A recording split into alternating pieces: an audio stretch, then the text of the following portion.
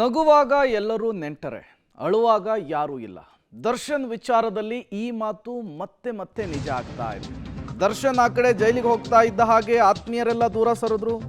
ಈಗ ದರ್ಶನ್ ಜೊತೆಗಿದ್ದವರೇ ದರ್ಶನ್ ನಡವಳಿಕೆಯ ಬಗ್ಗೆ ಅಪಸ್ವರವನ್ನು ತೆಗಿತಿದ್ದಾರಂತೆ, ಸಿಡಿಮಿಡಿಗೊಳ್ತಿದ್ದಾರಂತೆ. ಚಿತ್ರದುರ್ಗದ ರೇಣುಕಾಸ್ವಾಮಿ ಕೊಲೆ ಪ್ರಕರಣ, ನಟ ದರ್ಶನ್ ಅಂಡ್ ಗ್ಯಾಂಗ್ ನಡುವೆ ಒಡಕು. ದರ್ಶನ್ನಿಂದಾಗಿ ನಮ್ಮ ಬದುಕು ಹಾಳಾಯ್ತು ಅಂಥೇಳಿ ಈ ಜ್ಞಾನೋದಯವಾಗಿದೆಯಂತೆ. ಇದೀಗ ದರ್ಶನ್ ದುರ್ವರ್ತನೆಯಿಂದ ನಮಗೆ ತೊಂದರೆ ಆಗ್ತಾ ಇದೆ. ಜೈಲ್ ಶಿಫ್ಟ್ ವಿಚಾರದಲ್ಲೂ ಕೂಡ ದರ್ಶನ್ ಪದೇ ಪದೇ ಅಡ್ಡಿಯಾಗಿದ್ದಾನೆ.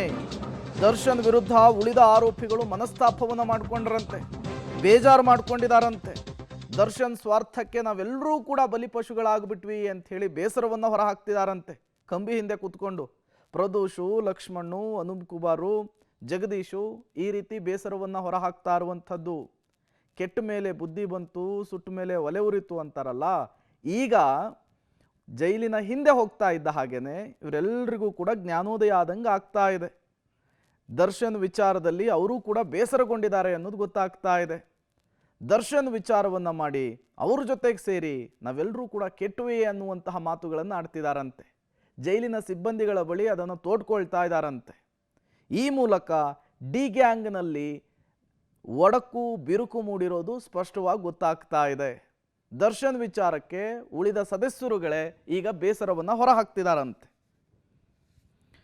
ಮತ್ತಷ್ಟು ಡೀಟೇಲ್ಸ್ ಅನ್ನು ಕೊಡ್ತಾರೆ. ನಾಗೇಶ್ ದೂರವಾಣಿ ಸಂಪರ್ಕದಲ್ಲಿ ಜಾಯಿನ್ ಆಗಿದ್ದಾರೆ. ನಾಗೇಶ್, ಹೊರಗಡೆ ಒಟ್ಟೊಟ್ಟಿಗೆ ಇದ್ರು, ಒಳಗಡೆ ಈಗ ಬಂದ ಮೇಲೆ ಡಿ ಗ್ಯಾಂಗ್ನ ನಡುವೆ ಬಿರುಕು ಮೂಡಿದೆ ಅನ್ನುವಂತಹ ವಿಚಾರ ಈಗ ಮುನ್ನೆಲೆಗೆ ಬರ್ತಾ ಇದೆ. ಯಾಕಾಗಿ ಈ ಮನಸ್ತಾಪ, ಯಾಕಾಗಿ ಈ ಒಡಕು, ಏನ್ ಡೀಟೇಲ್ ಸಿಗ್ತಾ ಇದೆ ಅಂತ?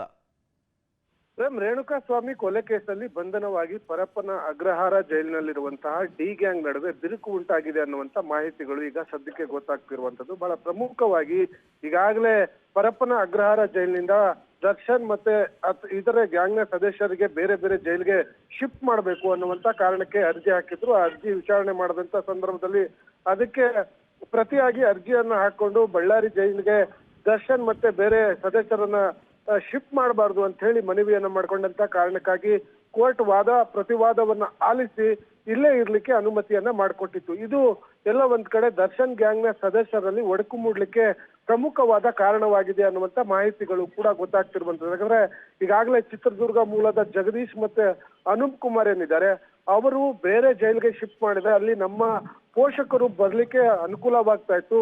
ಬೆಂಗಳೂರಿನಲ್ಲೇ ಇರಿಸ್ಕೊಂಡಂತ ಕಾರಣಕ್ಕಾಗಿ ನಮಗೆ ಸಮಸ್ಯೆ ಉಂಟಾಗ್ತಾ ಇದೆ, ಇದಕ್ಕೆಲ್ಲ ದರ್ಶನೇ ಕಾರಣ ಅನ್ನುವಂತ ರೀತಿಯಲ್ಲಿ ಅವರಲ್ಲೇ ಈಗ ಒಡಕು ಉಂಟಾಗಿದೆ ಅನ್ನುವಂತ ಮಾಹಿತಿಗಳು ಈಗ ಸದ್ಯಕ್ಕೆ ಗೊತ್ತಾಗ್ತಿರುವಂತದ್ದು. Prem, okay, thank you Nagesh ತಮ್ಮೆಲ್ಲ ಮಾಹಿತಿಗಾಗಿ. ಸಹವಾಸ ದೋಷದಿಂದ ಸನ್ಯಾಸಿ ಕೆಟ್ಟ ಅಂತಾರಲ್ಲ, ದರ್ಶನ್ ಸಹವಾಸದಿಂದ ಅವ್ರು ಕೆಟ್ಟರು, ಅವ್ರ ಸಹವಾಸದಿಂದ ದರ್ಶನ್ ಕೆಟ್ಟರು ಗೊತ್ತಿಲ್ಲ.